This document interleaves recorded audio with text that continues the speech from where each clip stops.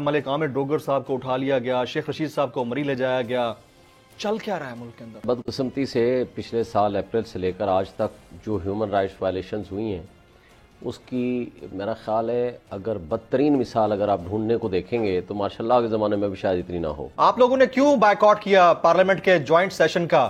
یہ سیشن کے ایجنڈا کے اوپر تو دہشت گردی سے نپٹنا یا دہشت گردی کے اوپر بات کرنا اس کے ایجنڈا پہ شامل ہی نہیں ہے۔ آج جب پارلیمنٹ کا مشترکہ اجلاس ہوا اس میں پی ٹی آئی نے باقاعدہ اس کا بائیکاٹ کیا ہے، اور اوورال جو ملک کی کنڈیشن ہے، ملک عامر ڈوگر صاحب کو اٹھا لیا گیا، شیخ رشید صاحب کو مری لے جایا گیا، چل کیا رہا ہے ملک کے اندر؟ دیکھیں بدقسمتی سے پچھلے سال اپریل سے لے کر آج تک جو ہیومن رائٹس وائلیشنز ہوئی ہیں اس کی میرا خیال ہے اگر بدترین مثال اگر آپ ڈھونڈنے کو دیکھیں گے تو ماشاءاللہ کے زمانے میں بھی شاید اتنی نہ ہو۔ مطلب جس طرح تشدد کیا گیا، لوگوں کو اٹھایا گیا، ننگا کیا گیا، مارا گیا، اور سب سے بڑھ کر یہ کہ جو گھٹن کا ماحول کریٹ کر دیا گیا ہے وہ ایسا ہے کہ جو کبھی بھی ہم نے نہیں دیکھا ماضی میں۔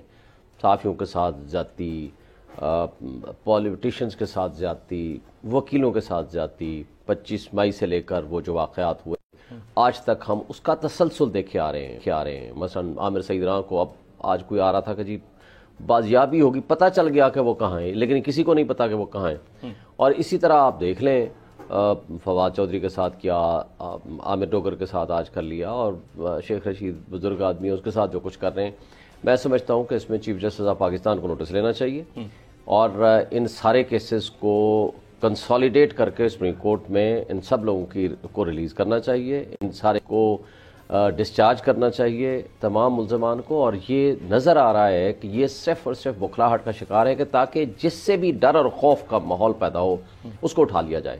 یعنی وہ جو جبر کا ایک ماحول کریٹ کرنا چاہتی ہے موجودہ پی ڈی ایم کی حکومت، اور اس کو اپنے جو لا انفورسمنٹ ایجنسیز ہیں ان کو استعمال کر رہے ہیں، اور ہمارے اسٹیٹ انسٹیٹیوشنز بھی ان کے ہاتھوں میں استعمال ہو رہے ہیں، تو یہ بدقسمتی ہے اور ہماری عدالتیں خاموش ہیں۔ اس سے بھی ہم سمجھتے ہیں کہ ایک جو ماحول اور تاثر جا رہا ہے گھٹن میں مزید اضافہ ہو رہا ہے، گھٹن میں مزید اضافہ ہو رہا ہے، اور اٹ از رانگ۔ میں آپ کی اجازت سے عالیہ حمزہ ملک صاحبہ سے موسٹ ریلیونٹ کوسچن، آپ لوگوں نے کیوں بائیکاٹ کیا پارلیمنٹ کے جوائنٹ سیشن کا؟ عالیہ بی بی۔ بسم اللہ الرحمن الرحیم۔ تھینک یو جمیل۔ سب سے پہلے تو مجھے بتائیے گا کہ اس جوائنٹ پارلیمنٹ کے سیشن کا ایجنڈا کیا تھا؟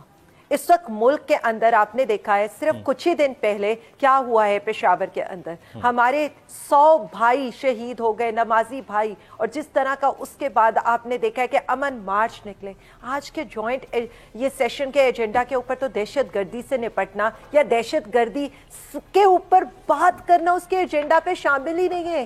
یعنی آپ اتنا امپورٹنٹ ایک سیشن کرنے لگے ہیں، یہاں پر ان کی آپ پریورٹیز دیکھ لیں کہ پریورٹیز ہیں کیا۔ میں یہی تو بتا رہی ہوں کہ آج آپ کلائمیٹ چینج پر بات کر لیں، آج آپ فورن منسٹری پر بات کر لیں، لیکن آپ دہشت گردی پر بات نہ کریں۔ اور دوسری بات، ان ایڈیشن ٹو دیٹ، کہ اس حکومت میں صرف ان سے اتنا سوال کرنا چاہتی ہوں کہ اگر عامر ڈوگر کو، عمران خان کو، عالیہ حمزہ کو، شعیب شاہین کو، جمیل فاروقی کو، اور کسی بھی پاکستانی قوم کے عوام کی ماں، بہن، بیٹی، بھائی، باپ کو اٹھا کر اگر آئی ایم ایف آپ کی قسطیں کلیئر کر دیتے نا، پلیز کر لیں۔ اگر ڈالر سستا ہوتا ہے خدا کا واسطے یہ بھی کر لیں۔ اگر اس کے بعد یہاں پر بجلی آ جاتی ہے، گیس آ جاتی ہے، ایکسپورٹ بڑھ جاتی ہے، ریمیٹنسز بڑھ جاتی ہے، میرے عوام کا بھلا ہوتا ہے نا، تو یہ ضرور کر لیجئے گا، دیر نہ کیجئے گا۔ لیکن آپ کیا کر رہے ہیں؟ آپ یہاں عوام کو آ کر سبق دیتے ہیں، ہمارے پاس زہر کھانے کو پیسے نہیں ہیں، لیکن ہم اپنی کابینہ کے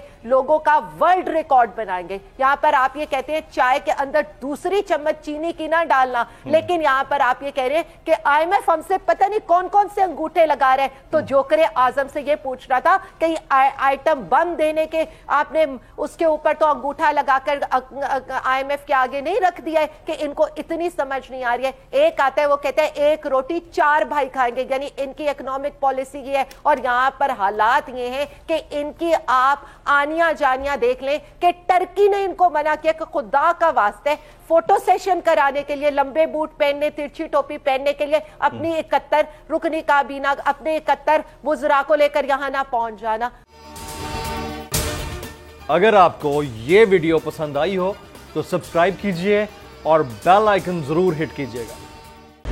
خون ناحق بہت پی چکی یہ زمین، اب کوئی دن میں یہ خون اگلنے کو ہے، ختم ہو جائے گی یہ تماشا گری، وقت پلٹے گا روز جزا کی طرح، یہ جو پشاور میں تازہ لہو ہے بہا، ایک قیامت کرے گا فلک پر بپا۔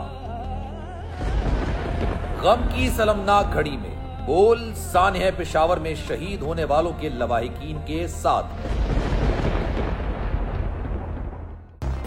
سبسکرائب کریں اور بیل دبائیں تاکہ کوئی خبر رہ نہ جائے۔